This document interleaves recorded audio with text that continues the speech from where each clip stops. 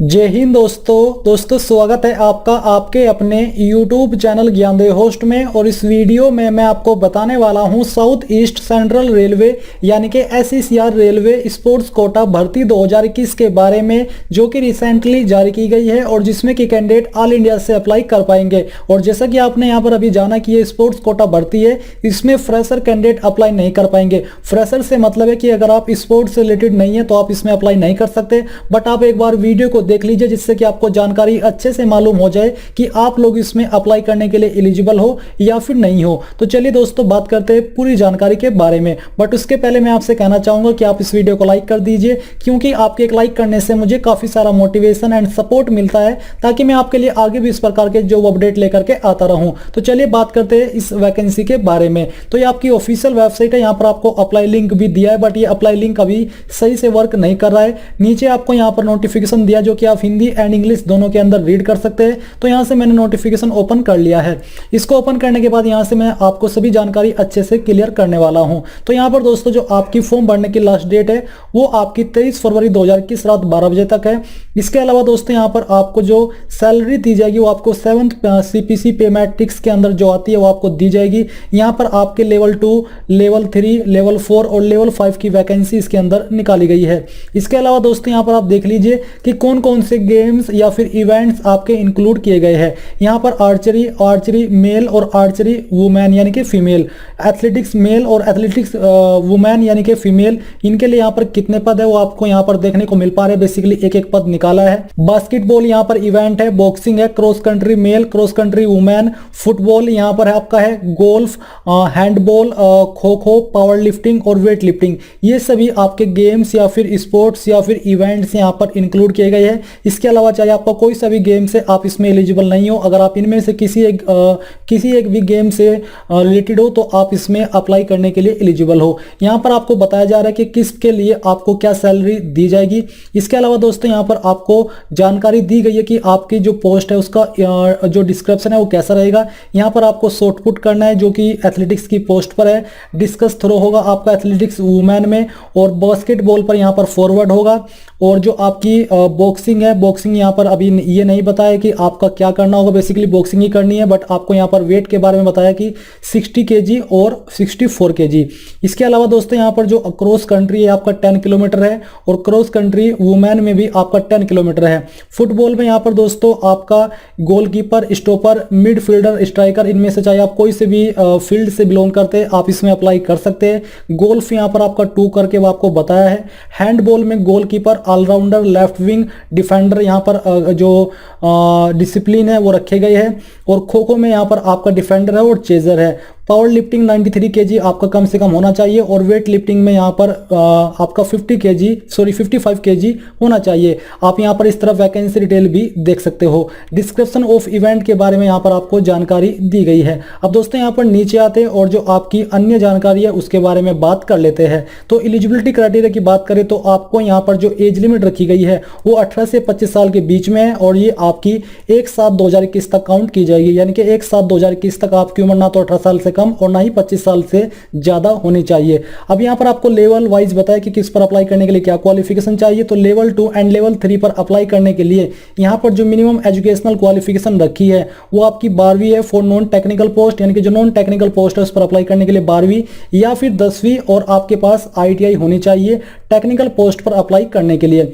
हालांकि आपको बोला है कि candidate having only 10th qualification में आल्सो अप्लाई, यानी कि जिन कैंडिडेट के पास सिर्फ 10वीं पास भी होगी वो भी अप्लाई कर सकते हैं। दे में be consider for technician categories but their training period will be 3 year, यानी कि वो यहाँ पर टेक्नीशियन कैटेगरी के अंदर कंसिडर किए जाएंगे और उनका जो ट्रेनिंग पीरियड है वो आपका 3 ईयर का होगा। Unless they pass ITI qualification in the relevant trade, यानी कि जब तक उनकी ITI कंप्लीट नहीं हो जाती, यानी कि 10वीं पास भी अप्लाई कर सकते हैं। और जो आपकी लेवल 4 की पोस्ट है इसमें यहाँ पर दोस्तों ग्रेजुएशन रखी गई है आपसे किसी भी डिसिप्लिन में, यानी कि आपका ग्रेजुएट होना जरूरी है। अगर ये नहीं है तो यहाँ पर आपको बोला है कि फर्स्ट ईयर BSc जो कि आपने फिजिक्स के साथ की हो या फिर यहाँ पर 12th +2 स्टेज आपकी होनी चाहिए साइंस के अंदर, जिसमें कि आपके पास फिजिक्स या मैथ सब्जेक्ट होना जरूरी है। बेसिकली आपकी जो 12वीं है वो साइंस सब्जेक्ट के साथ, साइंस साइड के साथ होनी चाहिए। अगर आपके पास ये भी नहीं है तो आपको यहाँ पर बोला है और करके 10+2 यानी कि जो आपकी 12वीं है वो आपने स्टेनोग्राफी के साथ की हो, और जो आपकी स्टेनोग्राफी है वो चाहे आपने इंग्लिश के अंदर की हो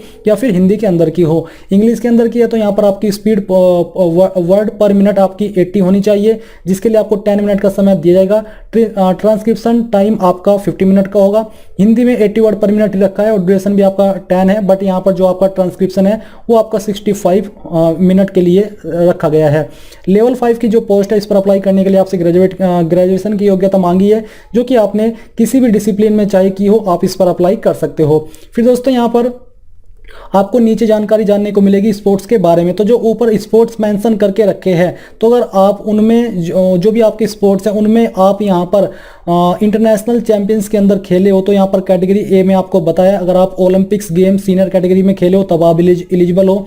कैटेगरी बी में अगर आप इनमें से किसी भी एक जो आपका स्टेज होता है आप इसके ऊपर खेले हो अपने उन गेम्स में जो कि ऊपर दिए गए हैं, तो आप अप्लाई कर सकते हो। कैटेगरी सी में अगर आप इन गेम्स में पार्टिसिपेट किए हो तो आप इसमें अप्लाई करने के लिए एलिजिबल हो। फिर यहाँ पर दोस्तों आपको minimum support norms for recruitment, यानी कि यहाँ पर जो आपकी स्पोर्ट्स क्वालिफिकेशन हो कम से कम क्या होनी चाहिए, उसी के बारे में थोड़ा और डिटेल्ड में जानकारी दी गई है। जो लेवल 4 और 5 की पे मैट्रिक्स की पोस्ट है, इसमें आपको बोला है कि represented the country in Olympics games category A, या फिर at least 3rd position any of the category B championship events as categorized para 2.3.1, यानी कि इसके अकॉर्डिंग आप यहाँ पर उसमें पार्टिसिपेट किए हो। जो लेवल 2 एंड 3 की आपके इवेंट्स है या फिर गेम्स है, उनमें अगर आप अप्लाई करना चाहते हो तो आपके पास इनमें से कोई एक क्वालिफिकेशन होनी चाहिए जो कि आपकी स्पोर्ट्स क्वालिफिकेशन है। उस क्वालिफिकेशन के अलावा यहाँ पर आप चेक कर लीजिए, अगर आप इनमें से किसी भी स्टेज में पार्टिसिपेट किए हो तो आप अप्लाई करने के लिए एलिजिबल हो। अगर आपका कोई डाउट है तो आप मुझे कमेंट करके पूछ सकते हैं। तो ये आपकी जरूरी जानकारी थी। आप यहाँ पर देख सकते हैं additional acceptable sports achievement minimum support norms for certain discipline, यानी कि एडिशनल यानी कि इसके अतिरिक्त जो आपको ऊपर बोला है तो आपको बोला ही है, बट यहाँ पर कुछ और आपको अच्छे से बताया कि एथलेटिक्स में आप किस लेवल पर पार्टिसिपेट करके इसमें अप्लाई करने के लिए एलिजिबल हो। जैसे कि 4 पोस्ट ऑफ पे level 2 only medal winning performance in national inter state senior athletics championship में आल्सो भी कंसिडर, यानी कि वो भी इसमें अपना जो आपका अप्लाई करने के बाद आपको कंसिडर किया जा सकता है, बट आपको प्रेफरेंस सेकंड दी जाएगी, फर्स्ट उनको दी जाएगी जो कि ऊपर क्वालिफिकेशन है और वो उस क्वालिफिकेशन के माध्यम से अगर अप्लाई करते हैं।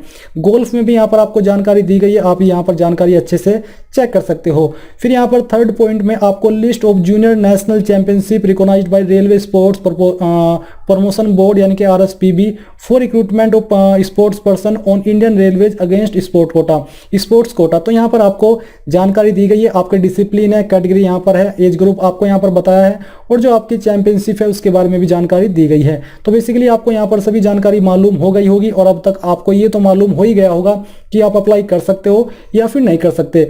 एग्जामिनेशन फीस आपकी यहाँ पर 500 रखी गई है only for all except the categories exempted for field election, यानी कि जिनको फील्ड इलेक्शन की छूट दी गई है उनको छोड़ करके 500 रुपये एप्लीकेशन फीस है, with the provision for refunding रुपये 400, यानी कि जब आपके यहाँ पर 500 रुपये फीस जमा हो जाएगी तो उसके बाद आपको 400 रुपये वापस कर दिए जाएंगे। और bank charges to those eligible candidate who appeared in the trial, यानी कि जब आप ट्रायल में जाओगे तो वहाँ पर आपको 400 रुपये वापस कर दिए जाएंगे। इसी प्रकार से 250 रुपये एप्लीकेशन फीस रखी गई है जो कि SC/ST कम्युनिटी कैंडिडेट है, वुमेन माइनॉरिटी है और इकोनॉमिकली बैकवर्ड क्लास है इनके लिए। और यहाँ पर आपको बोला कि for refunding full amount after deducting, और यहाँ पर दोस्तों इन कैटेगरी कैंडिडेट को जो 250 रुपये फीस है इनका फुल अमाउंट रिफंड कर दिया जाएगा जो कि ट्रायल के अंदर अपीयर होते हैं। तो दोस्तों ये थी आपकी इसके बारे में पूरी जानकारी। आई होप ये जानकारी आपको पसंद आई होगी। अगर आपका कोई सवाल है, जैसे कि मैंने आपको कहा, कोई डाउट है तो आप मुझे कमेंट करके पूछ सकते हैं। आई होप ये जानकारी आपको पसंद आई होगी। अगर आई है तो प्लीज उस वीडियो को लाइक, शेयर और साथ ही साथ आपके अपने